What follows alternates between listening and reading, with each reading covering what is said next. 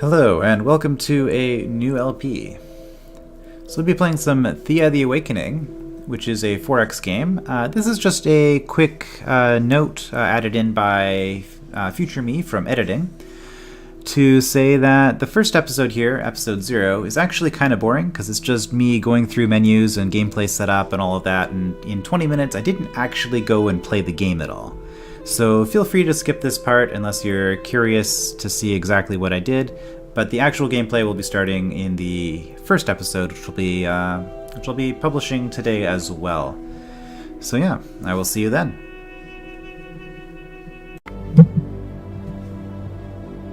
Hello, and welcome to a new LP. I thought I'd do something a little bit different and try out some 4X, since I felt like playing some Thea, and give this a go. So Thea is a 4X turn-based strategy game with some Slavic lore behind it, which is an interesting departure from the more standard, I guess, Western European fantasy that we normally see. Now, I'm not going to talk too much about stuff. Well, that's a lie, I probably am. So creating a game here, you'll see we have a bunch of different gods that we can choose from. These 6 are what you would start with available, and you'll see that 2 of them are grayed out. An interesting choice with this game, you actually only get 2 gods to start with. And then as you level up, you get 1 god to level 3, you unlock another, and so on. And it's random which ones you start with, which is an interesting choice on the part of the developers. You can reset your profile right off the bat if you want to have different gods available for whatever reason, but if you don't know the gods, then I don't know why you would do that. It is an option. Lada was a special unlock I had to do, something in-game. I unlocked her with Zoria. Probably unlock her with anybody. For the sake of this LP, I thought I'd play as somebody that I've never played as before, so if you're starting a brand new game of Thea for the first time, what I have is potentially something you could do. I don't get all these crazy bonuses. So that gives me a choice between Mokosh and Morena, and I'm thinking I might do Morena. So the bonus that we get for having Morena as our goddess is basic education. Your villagers are clever, and so they research everything faster. It says here, so the goddess of death and rebirth, like the changing seasons, your domain is the wheel of time and progress. Although you feel that the darkness was just part of the wheel of fortune, now that the sun returned, it is time to take another step forwards. You did not stand guard over your worshippers during the Age of Darkness, so we are not the most sympathetic of deities, but the small rabble that did survive has impressed you enough to warrant your protection now. It is time to bring the next era, so you must guide these people towards greatness. Okay, so we have a choice here for a village focus. We can start as warriors, gatherers, or craftsmen. I'm going to go all in on craftsmen here with this start. And difficulty, there's a bunch of different options you can do. I've actually customized it. This is more or less what I normally play on. The difficulty just affects how much experience you gain with your goddess. So as you can see, like with Zoria, I'm almost at level 5. I just need about 200 more experience to get there. Playing on a higher difficulty gives you more points, but also makes it harder to actually win. And if you lose, you still get experience, but not completing the main quests certainly hurts your score at the end. But anyway, so we got this a nice big multiplier here for a relatively high difficulty. A couple of settings that I want to call attention to here. Where's the important ones? Reshuffles. I'm playing without reshuffles at all. I'll explain that when we get into the combat system. Saves.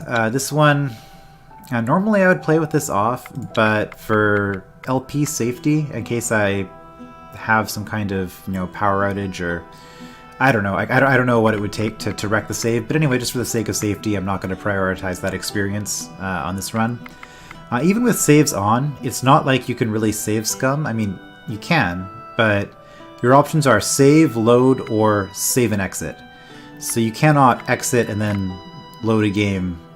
So you cannot keep multiple saves, is what I'm saying. You have one save file. So yeah. You can't make multiple saves and then go back to a previous save. You're stuck with whatever you've got, except that you can reload your previous save if you have this setting like this. Realism, this is a huge chunk of XP for this. I'll explain that when we get in game, but basically this makes things a little bit harder for us. And Bloodbath is the other really big one. Bloodbath makes it so that your characters can end up with negative health in combat if you do poorly. So if you get...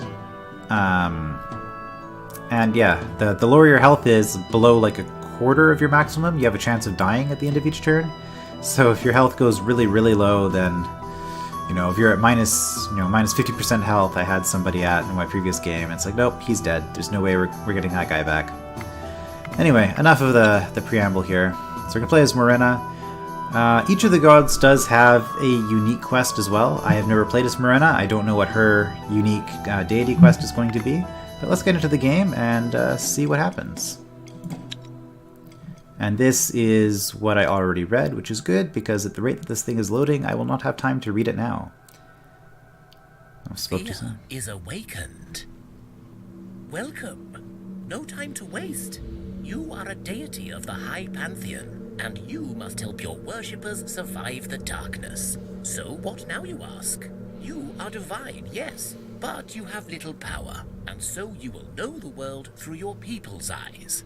This means sometimes you will encounter your own divine messengers, and maybe even face your own avatars. Weird, I know.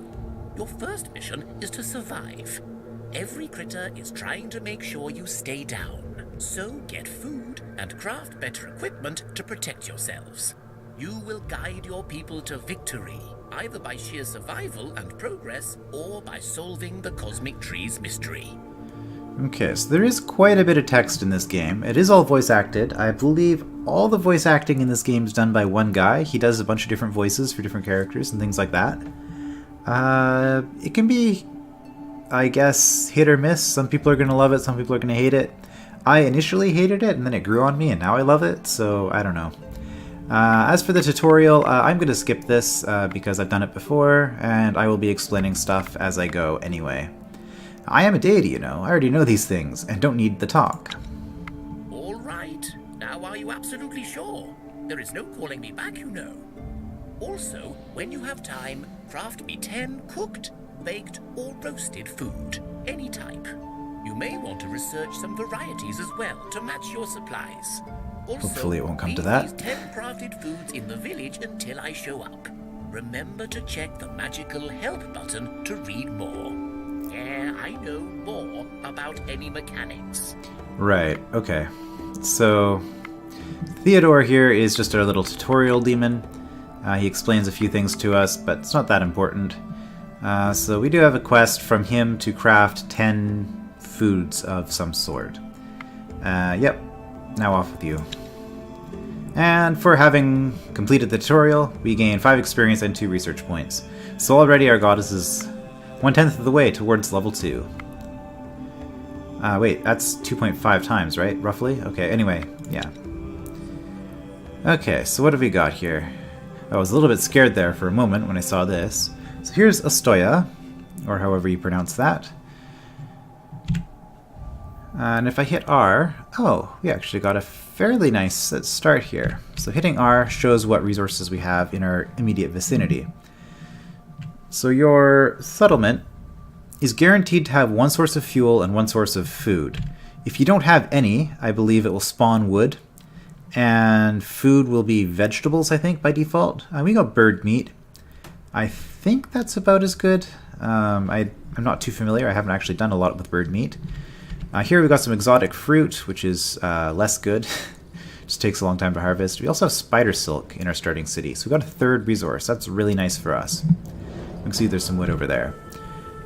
Before we really get into anything else, I'm going to take my party and I'm going to tell them to move into Ostoya. And we're just going to merge all of our settlements together. So we had 3 people here and 6 in the party. We now have 9 in Ostoya.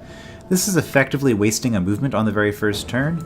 But I think it'll be okay because I'm planning on going out in this direction anyway. Fog of War is interesting in this game. You can see little landmarks jutting out from it. So you can see there's a spider den here, monster lair, some ruins over here. Could be treasure, could be undead. There's some stuff over there. Yeah. So this is a 4X game, but it doesn't do a whole lot in terms of some of the 4Xs, like expand, for instance. I should probably say what our objective is, but basically our main objective is just to survive. The early game is pretty brutal. Okay, so we see our starting villagers here. We have 1 hunter, 2 warriors, 2 gatherers, and then 4 craftsmen, because we chose that craftsman focus. We also have 5 children. They are pretty useless for the most part, but their one redeeming feature is that they don't eat. So we don't need to feed them until they grow up, which is nice. Okay, so I'm just going to mess around with some stuff here for a bit. Which just might not be that interesting, but I'm going to de-equip everybody. And then figure out who I want in my city and who I want going out into the world. So first, let's look at this. Oh no. That was my hunter, wasn't it? Sure was. Okay. So in terms of gathering and crafting ability, you can see my craftsman can craft, obviously. My gatherers can gather. My hunter also has gathering. The hunter is an interesting hybrid class. It's like a gatherer and warrior sort of hybrid. But unfortunately, my gathering is not that good. My hunter is better than my gatherers, is what I'm trying to say. Okay, so as far as resources go, 70 gathering skill is required to get 6 units of wood. 130 gathering is required to get 10 units of bird meat. Okay, so my streak of this game trolling me does continue. Bird meat is not that good. It takes a long time to harvest. These numbers might be different for you in your own games, depending on what difficulty you have. Resource management, economy, I think they said, the economy difficulty. So let's say I put you here. You have 5 skill, so you'd generate 50 gather points per turn. So every 2 turns, you get 6 wood. Now, because I had realism set in the game settings, next turn, I would get 20, which would put me up to 70, and then I'd have 30 carried over. Realism just drops the 30. I don't get to carry that over. So I'm starting from scratch if I don't make it here. So every 2 turns I get 6, exactly. That's it. Now I can add a second person to help. And you see now I get it in 1 turn, so the extra 5 points here is wasted, so I would get 6 wood a turn if I had both gatherers gathering wood. Now the problem with this is that you can see the second person here also has 5 skill. Your highest person counts times 10, everybody else only counts times 5. And then if you have no skill whatsoever, you only add 5 or 2 half, because you have no gather skill at all. So I'm going to be doing this. Get a little bit of wood, and then get some... this is brutal. Okay. So 2 and 3, or 1 and 2. It's actually more efficient to swap them like this every other turn, isn't it? Go 1 turn here, 2 turns here.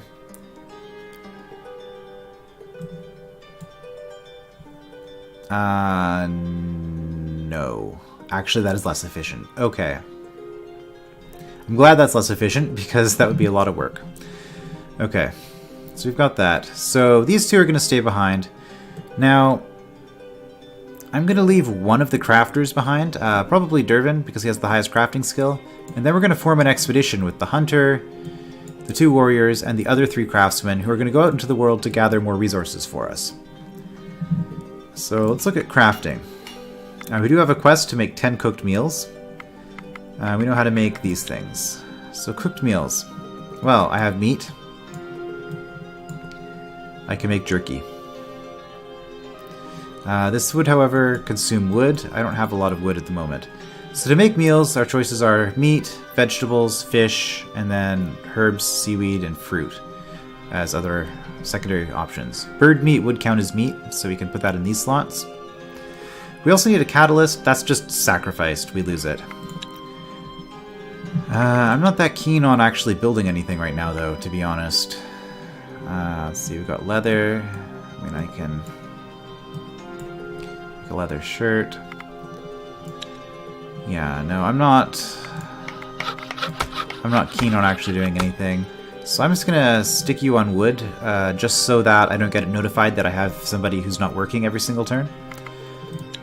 And let's go here. Okay, so we're gonna shift click just to move things over quickly.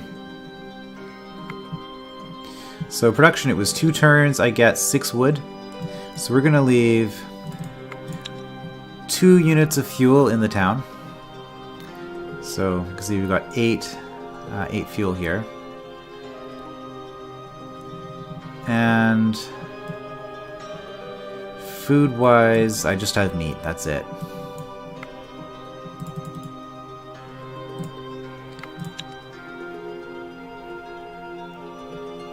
This is fine. Every 3 turns we're getting 10. That is enough to feed 3 people. So our village will be self-sufficient with just the bird meat for 3 people. But with the meat over here, 6 turns worth of food, that's fine. Actually, before I do this, I should equip these people. So starting with our hunter. Hunter's gonna get the bow. And I guess I should look at the warriors next. I don't have enough gear for everybody, obviously, so we're just gonna scatter things around. Now, warriors have a special ability. They can use a 2-handed sword in 1 hand. So we're going to do that, and we're also going to give them a shield. Whose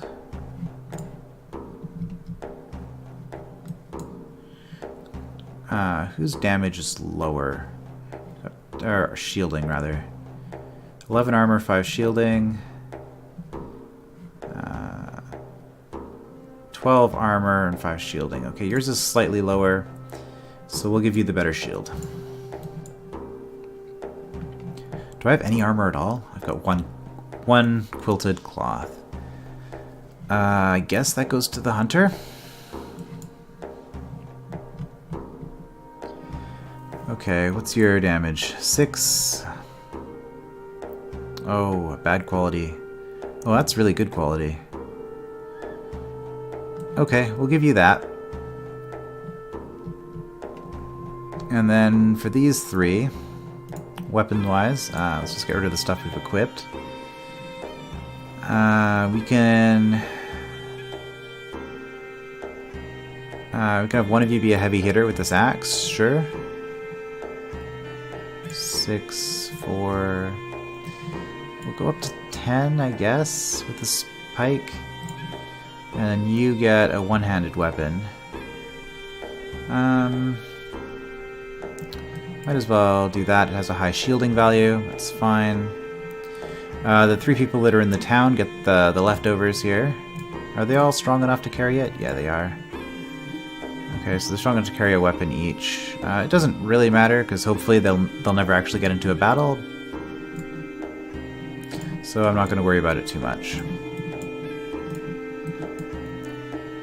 We're just going to give them each one of those. Okay, and accessories. Oh, wow, that's a good pendant. Okay. Oh, we have +1 gather on a small charm. Okay.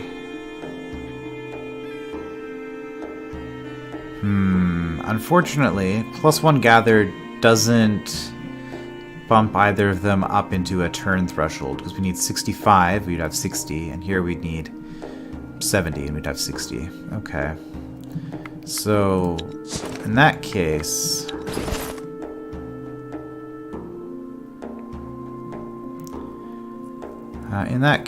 let's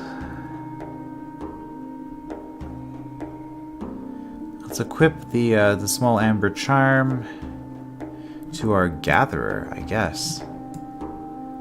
That puts her up to 7, which is really nice for somebody out in the field. because 7 is what would allow you to harvest wood in a single turn. So that means that this group doesn't actually need firewood to carry firewood with them. As long as our hunter's alive, we should be able to gather wood as we go fairly efficiently. The rest of this, I don't really care too much. Who is the one with the spear?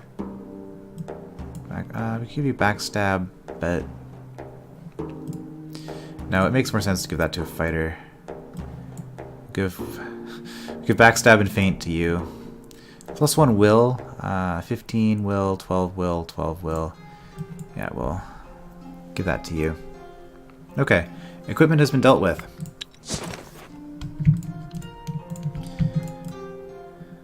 So 6 people, again, so I don't have to actually give them that much wood, which is nice. So we'll give them 2 days worth of wood, now that I see how that works. And 16 days worth of food. Sure, seems reasonable.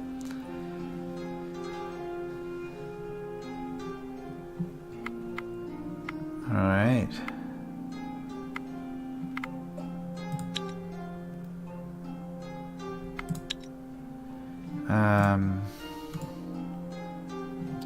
Stoya and Expedition 1, I'm just going to set it so they don't automatically use new things, because if I get some rare wood or some more food items, I don't want them necessarily consuming them. For my expedition, I am actually going to turn this on so that they can make use of food easily without me having to check. I don't care. For the actual village, though, I only want them eating bird meat, basically, because anything else I want them preparing into meals, saving as many ingredients as possible for that. So you can see here, eating more different kinds of food gives you a bunch of bonuses. I guess I'm basically done here. Okay. Okay, and that was 20 minutes of me basically just talking and doing fiddly management stuff in the town. So I think what's going to happen here is I'm going to leave this as an episode 0 and edit in at the beginning of this saying that this episode should be skipped. Now that I've said this in the video, I either have to edit this part out or actually do the other editing. So I forced myself into editing. This is a good strategy. Okay, so this is going to be an episode 0 with a note at the beginning of it saying, please skip this episode if you're wanting to actually see what the game is like instead of just, watching me fiddle with boring menus. And yeah, we will actually go out into the wilderness and start exploring this stuff in the next part. I will see you then.